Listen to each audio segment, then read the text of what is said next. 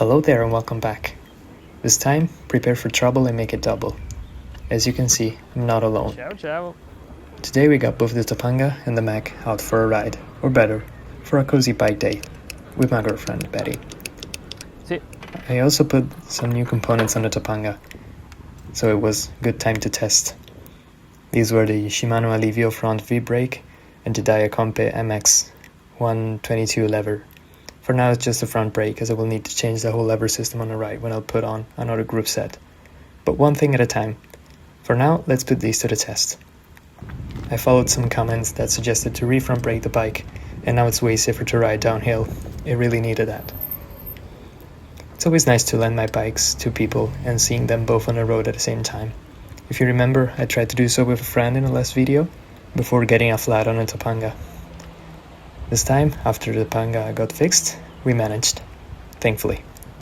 It's also the perfect size for Betty, though the saddle is still quite old and uncomfortable.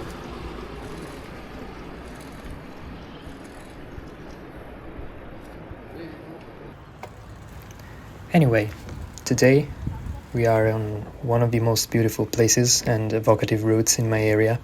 This is the Val Brembana Cycle Path, a 23 kilometers paved route riding through historical places such as the famous town of San Pellegrino, where the water comes from, which is famous for its Art Nouveau architecture.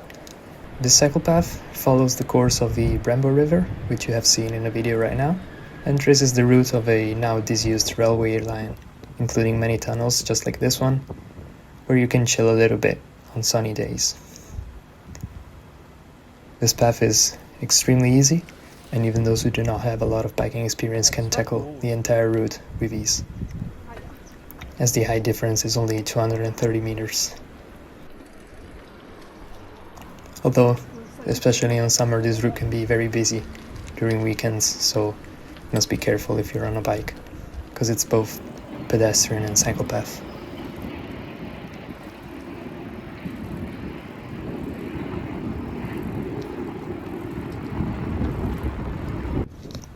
I really love the scenario around here. Lots of villages, lots of green, and now the spring is coming. It's all coming to its beauty. Look at this.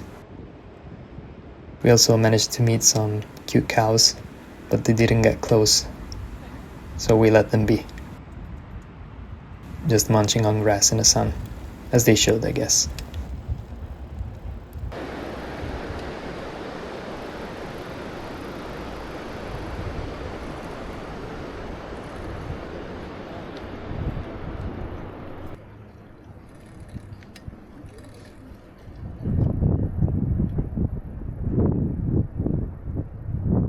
I think it's nice to go biking with someone else.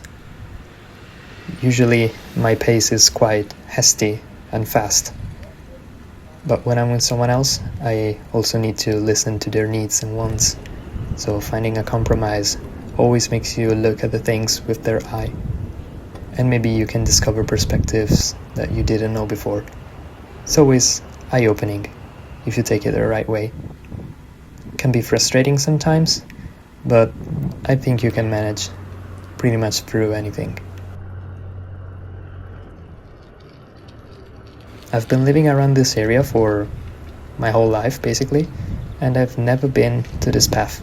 This was the first time both for me and Betty, so it was a wonderful discovery. It was suggested by some friends of myself. I usually pass through these places just by car, in the road that's on the other side of the river, but from this perspective it's definitely way better.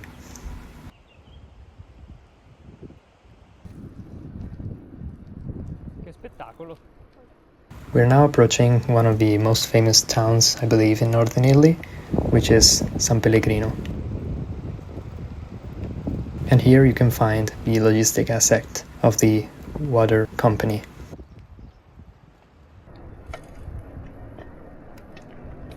This opened in 1899, and I think it's one of the most aesthetic logistic assets you can find here. Reminds me a lot of brutalist architecture with lots of bare concrete, with a sprinkle of decoration. I don't really know the technical terms, but my architect friends will definitely appreciate this work.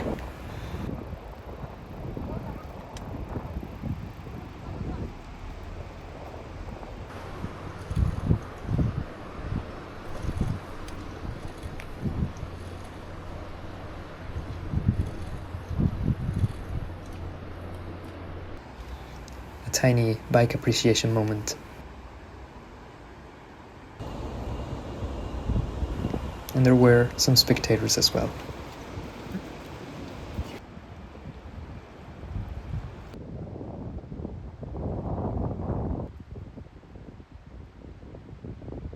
After a quick pause, we were back on our road.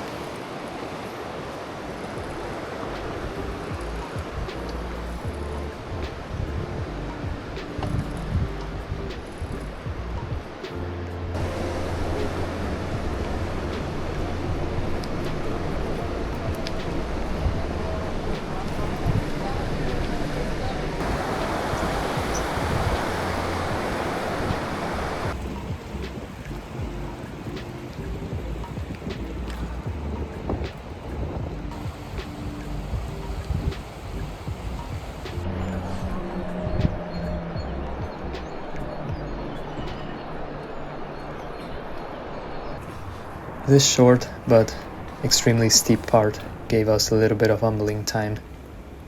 I guess you need it sometime.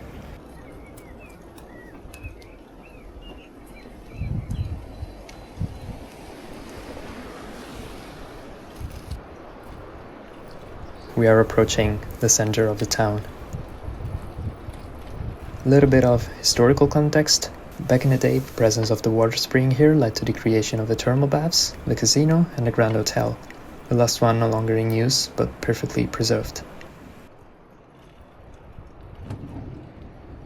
It opens right on the river and creates such a lovely scenario, especially because of its distinct architecture and design.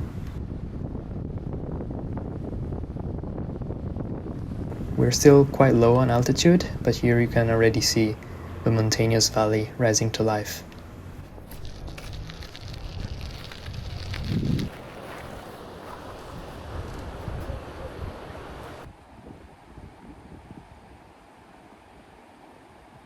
We had a stop in front of the Grand Hotel where we brewed a nice cup of coffee. I wanted to bring my AeroPress for this quick coffee stop. And this time we're brewing a washed Colombia from La Cabra with notes of red berries. One of my favorite coffees out there. You cannot go wrong with La Cabra. I really wish I will be able to visit them in Denmark someday. I don't really use my AeroPress at home, to be honest, but when you're out, it's a life-saving. You can just bring your water, your coffee, and you're good to go. I think it's a must-have for coffee enjoyers who spend a lot of time outdoors. It's perfect for sharing as well.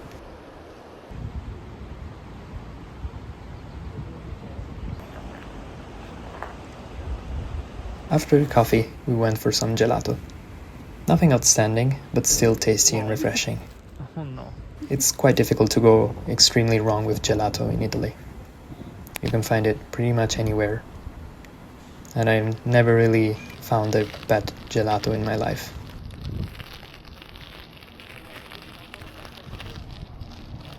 This day was pretty hot, until the sun was out at least, because as we were going back home the sun settled and the wind cooled the air immediately. So we kind of rushed back to the car and home.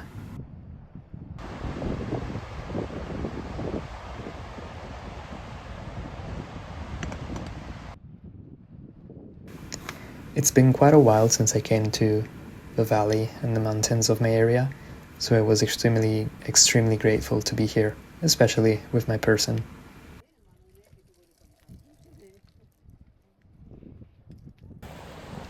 It has been a lovely, tiny afternoon trip.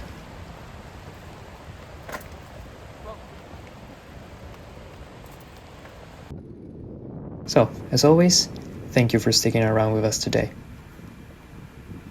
This is gonna be the last video in Italy for a good while.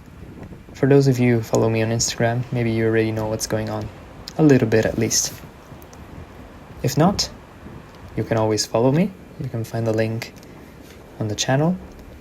And if not again, stay tuned on the channel. I'll see you soon.